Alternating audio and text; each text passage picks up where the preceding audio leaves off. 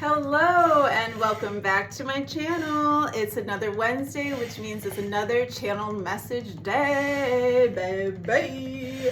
And you might hear a little bit of gurgling in today's video because I am steaming. So that is something that I'm adding to my rehydration days. So shout out to Growing Through This, I believe, on YouTube for inspiring me to start steaming my face and hair. All right, so today's video is going to be kept short as possible, as always, so you can continue on your day and keep being amazing. Today's topic is techno autonomy. What is techno autonomy? Techno autonomy is a word that I have invented, which relates to building healthier relationships with technology. And so what I mean by techno autonomy, it's really about saying no to big tech and saying yes to the health of our nervous systems and our brains. So we only have one life to live, right? Like, you could think that if you believe in reincarnation that you have multiple lives to live. Okay, but in this lifetime, we have one life. And do we really want to be spending 8, 9, 10, sometimes, you know, I've heard of people having 16-hour screen times on their phone? Absolutely not. Dude, I don't know about you, but I want to be living in the real life and I want to be happy and healthy. And so today we're going to talk about 3 things that phone screen technology does to our bodies and brains. Number 1, what do we know? We know that being on the phone, being addicted to technology stimulates our amygdala. What is the amygdala? The amygdala is a bean-shaped, part of your brain in the back. I believe it's near the brain stem. And what the amygdala does is it regulates our fear and anxiety. And phone addiction actually stimulates the growth of the amygdala. We do not want that, babes. We do not want a bigger amygdala. That means that we are living in more fear and we are living in more anxiety. We also know that phone addiction also shrinks and damages, destroys our prefrontal cortex. What is our prefrontal cortex? The prefrontal cortex is the part of the brain that handles executive function, long-term planning, and long-term decision making. So by destroying or shrinking that part of the brain, we are really doing ourselves a disservice to our future.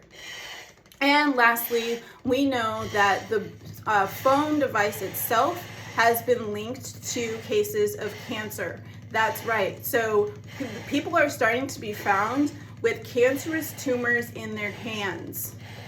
Let me repeat that. People are starting to be found with cancerous tumors in the palm of the hand that they hold the phone.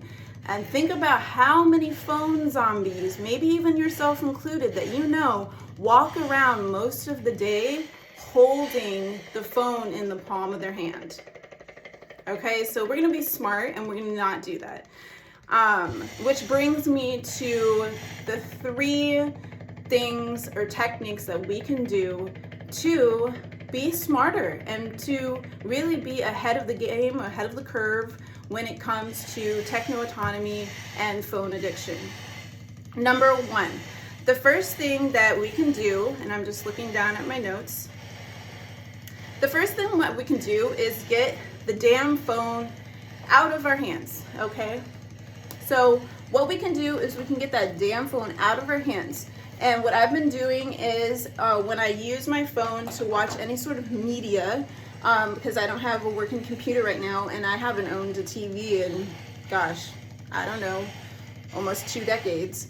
So what we can do is we can put that phone up on a tripod and we can get it away from our hand and away from being close to our bodies, okay? What else can you do? When you're taking a call, instead of putting the phone up to your ear by your brain, hold your phone out like this and maybe even use like either Bluetooth or wired connection headphones to answer your call. Do not put your phone up like this, okay? We're getting smart and we're getting wise about the effects of phone technology addiction. Number two. Number two is go on a wonder walk. So what is a wonder walk? That is a term that I made up years ago, and I was leading people on these wonder walks. And now the wonder walks were guided meditative walks, and I was using technology to do those walks. But now I'm coming back with wonder walks, and it's sans technology. So what I mean by go on a wonder walk is to really just go out into the world and leave your phone at home, okay? So I want you to really actively do this. Like, go out into the world, leave your phone at home. It's gonna be uncomfortable, it's gonna be uneasy, but that's good, because what we're doing is we're increasing the time that we're bored, and by doing that, we're increasing the muscle that helps us know that we can handle big things and scary things, and that we can actually do it. And I'm actually doing it. Everything that I bring to you guys on the channel Wednesday videos is something that I'm actually doing in my life. I never suggest anything that I myself am not already doing. And I can tell you that going on these wonder walks has been uncomfortable, but I know that it's good for me, and I know it's good for my brain. So what does that look like? That looks like leaving your house and going to the park, leaving your phone at home, and taking yourself out into the world without the leash of technology. That could also be, maybe you want to go meet a friend for dinner or for lunch, and just leaving your phone at home and going out into the world without the leash of technology. We have to start doing these habits and building each wonder walk by wonder walk by wonder walk. Eventually you will feel so free that it will actually be like, oh shit, where is my phone? I don't even care. I'm so present in my real life that I'm not even thinking about being on the leash of big tech.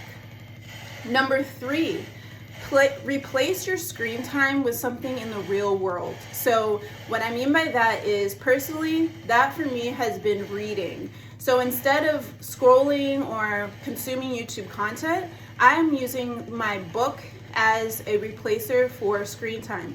This is huge, especially in addiction. So you see that a lot of like ex-alcoholics, they used to drink alcohol, right? But then they replace it with like nicotine or carbonated drinks like liqueur.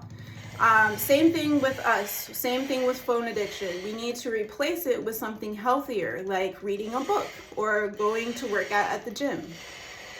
And I'm gonna throw in a fourth technique that is really, really at the forefront of my heart, and that is building community. So it's very, very important right now to find people that are also on the same page, because that's how we're really going to build stronger habits and a healthier brain and a healthier life in general.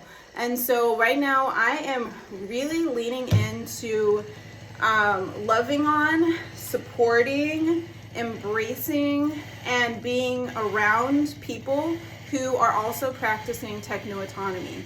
And those are the people that I highly value. Of course, I value all humans, but in my personal life, I only want people around me that are also as passionate about being in the real world and building a real world life with me as I am.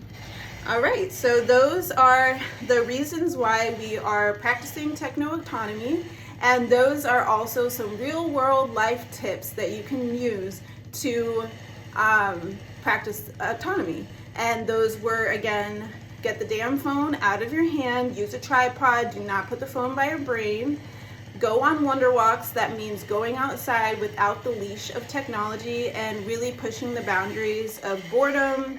And number three, replace your screen time with something healthier, like reading a book or just going on a walk or going to the gym.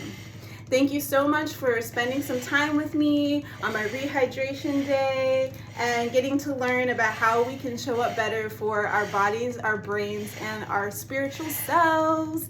I will see you next Wednesday, and keep being amazing, because you are.